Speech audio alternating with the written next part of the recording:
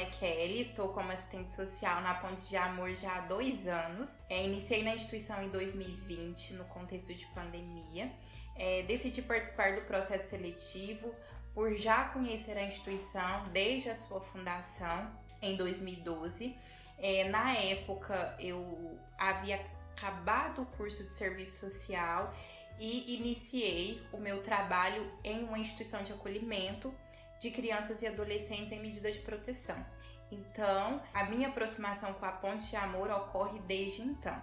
Decidi participar do processo seletivo 2020, onde fui aprovada e iniciei à frente do setor de serviço social. Na instituição estou como assistente social, responsável pelos atendimentos, responsável pela busca ativa e também à frente como facilitadora do curso preparatório para postulantes à adoção. A questão da adoção, hoje, a nível Brasil, ela passa por vários olhares da sociedade. Por exemplo, adoção é caridade? Adoção é só um ato de amor? Eu sou solteiro, eu posso adotar? Eu sou um casal homoafetivo, eu posso adotar? Eu posso adotar crianças negras sendo branca? Eu posso adotar crianças brancas sendo negra? Eu posso adotar só um perfil de crianças menores? Ou eu preciso ampliar o olhar? A minha condição financeira influencia no processo de adoção, facilita, né, para que eu adote mais rápido. Então, hoje a sociedade ela tem vários olhares sobre adoção e especificamente na Ponte de Amor, como um grupo de apoio à adoção, o setor de serviço social fica responsável por fazer no primeiro momento o acolhimento, a escuta. Isso faz parte do processo porque a partir da escuta que é possível identificar as principais demandas.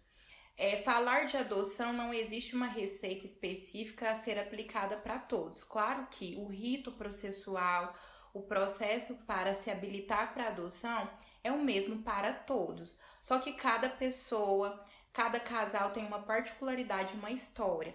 O serviço social, juntamente com a equipe multidisciplinar, advogado, psicólogo, psicopedagogo, vai construir com aquela pessoa atendida que tem o interesse de adotar um plano de cuidado para essa pessoa no sentido dela compreender como que funciona esse processo e de como que ela pode se implicar no processo. No primeiro momento é importante a pessoa ter o desejo. Isso é a base de tudo, ter o desejo para adotar. No segundo momento, entender e compreender quais são as motivações dessa adoção, de onde veio esse desejo, a partir de que surgiu esse desejo para a adoção. E ir construindo com essa pessoa sobre o que é adoção, sobre quem são essas crianças e adolescentes, e por meio dessa escuta e desse acolhimento, esses tabus, esses preconceitos, esses olhares vão sendo desconstruídos para abrir a possibilidade de um novo olhar para a questão da adoção, de um novo olhar para essas crianças e adolescentes que estão em situação de acolhimento e disponíveis para adoção. Enquanto assistente social, nos atendimentos às famílias, nessa temática da adoção, é importante analisar a partir da raça, a partir do gênero e a partir da classe. Essas famílias, é importante que elas sejam preparadas nesse processo de habilitação para adoção. Juntamente nesse processo das famílias, as crianças e adolescentes que também estão em situação de acolhimento e disponíveis para adoção, também são trabalhadas por quem? Pela equipe técnica daquele serviço. Assistente social e psicólogo trabalha na preparação dessa criança. Então, especificamente uma criança negra que vai ser adotada por uma família branca, no processo de aproximação, a equipe técnica deve trabalhar com essa criança para identificar as fragilidades, para identificar algum possível conforto ou desconforto dessa criança e do mesmo modo as famílias que têm o interesse de adotar essa criança. Dando um exemplo de uma família interracial, algo que é trabalhado com essas famílias é no sentido de, primeiro, compreender que a adoção ela é muito mais do que um ato de amor, e sim o direito de que toda criança e adolescente esteja em família. Por isso, essa criança e esse adolescente não deve ser visto como coisa, né? Que a gente vai trabalhar muito com essas famílias dessa desconstrução da coisificação do humano, né? Que é um sujeito que tem direito, que tem vontades, que tem um modo de ser que muitas vezes pode ser diferente do modo de ser daquela família. E de como que a família pode lidar com isso. Por exemplo, o respeito é um caminho para ouvir a criança, estar aberto para o diálogo, uma outra questão. Mais um exemplo, uma criança negra que sofre racismo na escola e traz essa realidade para os pais, o que o pai deve fazer? Acolher. Né? Não é porque o pai ou a mãe é branco que não pode acolher um sofrimento ou uma demanda que aquela criança está fazendo. Né? E não é porque a criança é negra que um pai ou uma mãe branca não pode ser pais delas. Pode sim. Mas o que é importante é estar aberto para ir construindo o que é ser família junto com essa criança, que é um processo de construção. Então não existe uma receita, isso vai sendo construído e o serviço social, por meio dessas abordagens, por meio da escuta, vai contribuindo nesse processo de construção. Bom, principais dúvidas que nós atendemos aqui na Ponte de Amor com relação à adoção. Eu ser solteira, eu posso adotar? Sim, hoje nós chamamos de adoção monoparental. A única questão que é importante sinalizar tanto para pessoas que desejam adoção solo como adoção em casal é que precisa haver no mínimo 16 anos de diferença da idade do pretendente à adoção com a criança ou adolescente que será adotado. Isso é importante, mas pode sim adotar. Casais homoafetivos podem adotar? Sim, o processo é o mesmo, a preparação para a adoção é a mesma, a criança e o adolescente que está disponível para adoção, ele vai ficar sabendo que existe um casal ou existe uma pessoa disponível para ele só no processo de adoção, no processo de aproximação, se de fato essa pessoa ou esse casal desejar aproximar daquela criança. Junto com esse processo de aproximação, a criança e o adolescente é trabalhado pela equipe técnica da instituição em que ela está inserida sobre a possibilidade de estar nessa família, seja hétero, seja homo ou seja uma adoção solo. Então a criança também vai sendo preparada para isso. Claro que nesse processo também é respeitado muito o desejo, muito a história daquela criança. Por exemplo, tem crianças que nós já atendemos que passou por uma série de violências por homens e por isso não se sentem confortáveis em ser inseridas em família que tenham homens.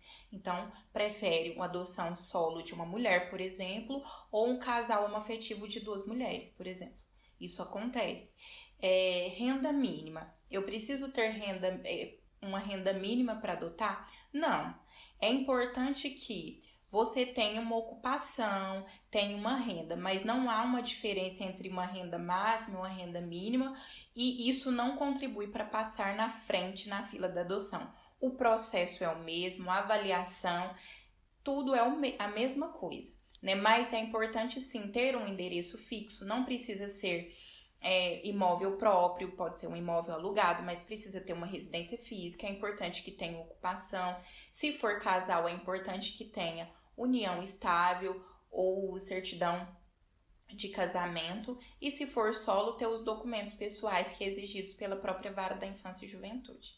Hoje o serviço social na Ponte de Amor atua nos atendimentos com jurídico, que a gente chama de sócio jurídico, Então, dúvidas sobre o universo da adoção, sobre como funciona o rito processual, o serviço social participa por identificar que é importante ter esse olhar multiprofissional, interdisciplinar nos atendimentos. Então, o serviço social participa desse atendimento, acolhendo esses sujeitos, entendendo mais acerca da história desses sujeitos, as motivações para adoção e os possíveis encaminhamentos a partir das demandas que são apresentadas no atendimento.